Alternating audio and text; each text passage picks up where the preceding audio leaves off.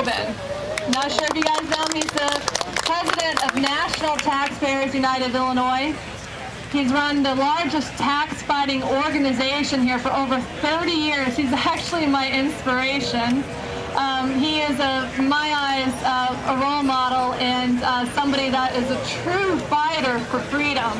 I mean, the amount of people that have bribes thrown at him left and right, he just throws them out, stomps on them, and he is truly a person that is a believer and stands up for the people here in Illinois now for over 30 years. So it's my honor to introduce Jim Tobin of National Taxpayers United of Illinois. Thank you very much.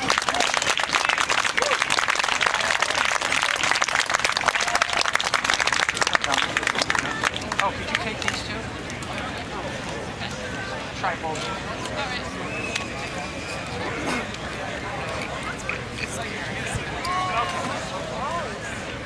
Do that George Washington quote. My eyes have grown strained in the service of my country. Remember that Washington quote? That was a great one. This is a tax. I run the largest tax fighting organization in Illinois, so I'm going to try this out first off. This is an antique I bought in 1988. We use this almost every year since 1988, and I think you might hear it a little bit better than what we have here. Okay, good. In August 1773, the East India Company took action to invade the American market and shut out American merchants.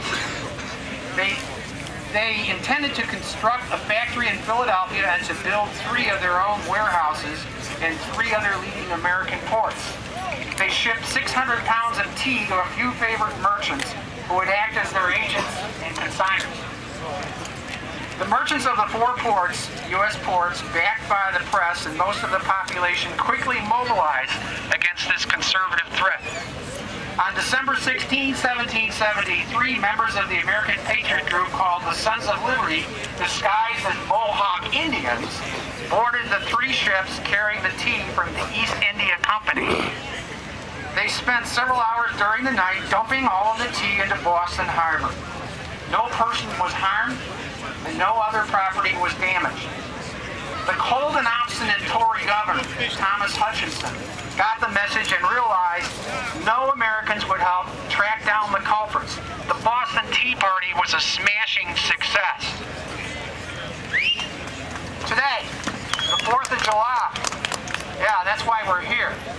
Today, the 4th, let me back into that, continue on. A couple years later, the British marched on Lexington and Concord, April 19, 1775. And they were met and soundly defeated by American militia. There was no army, no standing navy.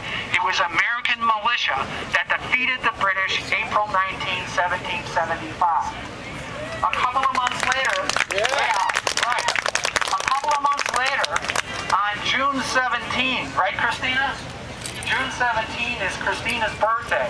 That was the date in 1775 that the American militia defeated the British again at the Battle of Bunker Hill.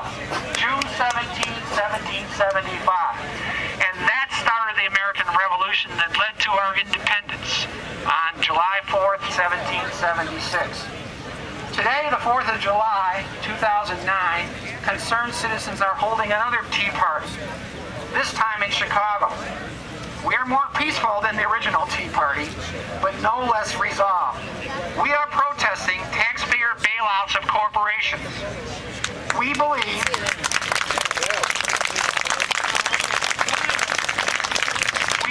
government should not grant private organizations license to commit illegal or fraudulent acts. Most importantly, we believe the Constitution was created to restrain government power, thereby reserving power and liberty for the people.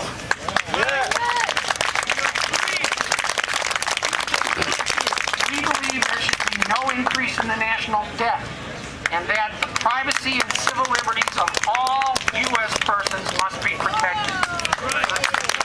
Thank you. The so-called Patriot Act must be repealed